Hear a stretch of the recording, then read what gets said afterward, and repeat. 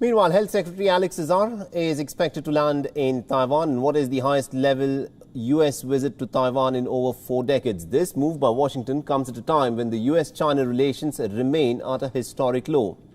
Now, Azar is the most senior cabinet member to visit Taiwan since 1979. Now, Washington had broken off official ties with Taipei way back in the year 1979 in favor of Beijing. The United States had then switched off diplomatic recognition from Taiwan to China. While the United States remains the leading arms supplier to the island, it has historically been pretty cautious in holding official contact with it. However, in recent years, relations between Taiwan and the United States have been at an all-time high. Taiwan's success in curbing the pandemic has also earned the nation's growing partisan support in Washington. Now, during the 3-day visit, Health Secretary Alex Azar is expected to meet with President Tsai Ing-wen, who has been seen as a strong ally of the country. Washington has described this trip as an opportunity to learn from the island's fight against the pandemic.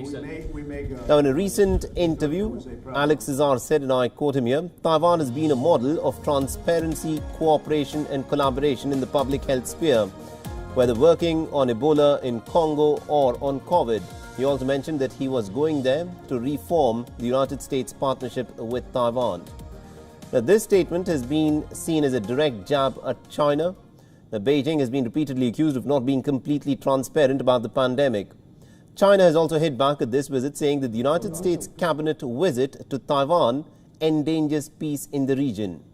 Beijing has also urged Washington to abide by the One China principle, asking them not to send any wrong signals to Taiwan's independence forces. China has also warned the U.S. of countermeasures if they go through with the visit.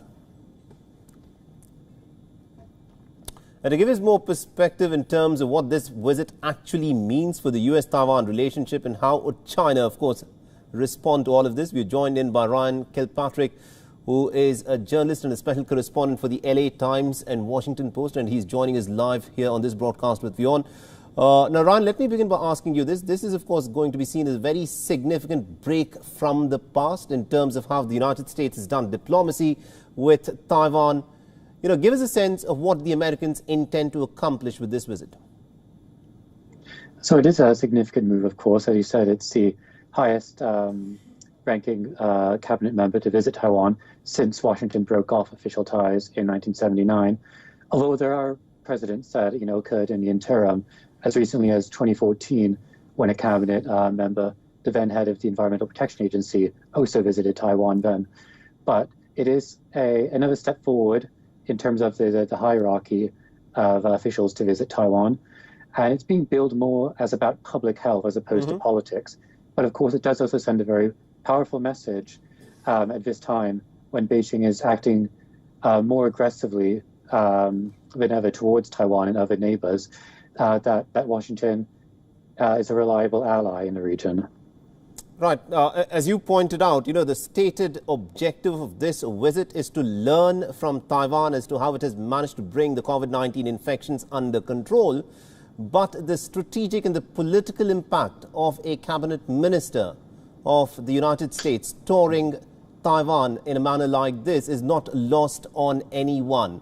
At this point of time, has China reacted to this visit by such a high-ranking U.S. official? Yes, last week the Chinese Foreign Ministry did condemn the visit, lodged the protestations, much as they did when the last cabinet-level minister visited in 2014. So that's nothing particularly new. But like I said earlier, Beijing has been acting more aggressively recently, both in the South China Sea, the Taiwan Strait, and East China Sea, as well as with other neighbors such as India and the recent border clashes. So the significance of this obviously isn't lost on China. They've been strongly condemning it. But Taiwan is trying to leverage this moment, its tremendous success in containing COVID-19, as well as this growing international suspicion about Beijing, to strengthen their ties with other countries and their international profile and win more allies.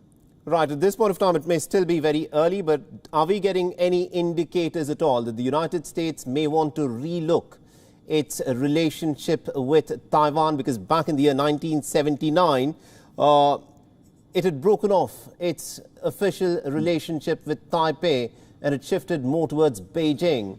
Now, can we see any kind of a recalibration being done by the United States in its relationship with Taipei? Yes, well, as you alluded to earlier, support from Taiwan has really gone from before the epidemic, when it was mostly a right-wing Republican issue, to becoming increasingly bipartisan now, where you see both Republicans and Democrats really coming out to defend Taiwan as well as Hong Kong and the Uyghurs in Xinjiang, and to condemn China on these fronts as well. So there's an emerging bipartisan consensus in Washington around these issues. And we have seen things such as like a push by senators to make more clear what Washington's defense loyalties are in terms of Taiwan, because the Taiwan Relations Act says that Washington will come to the aid, but doesn't really spell out under what circumstances and what kind of aid they would provide. So there has been a push for more clear support. All right, we'll have to leave it there. Thank you very much indeed, Ryan Kilpatrick, for joining us from Taipei and getting us all that perspective there.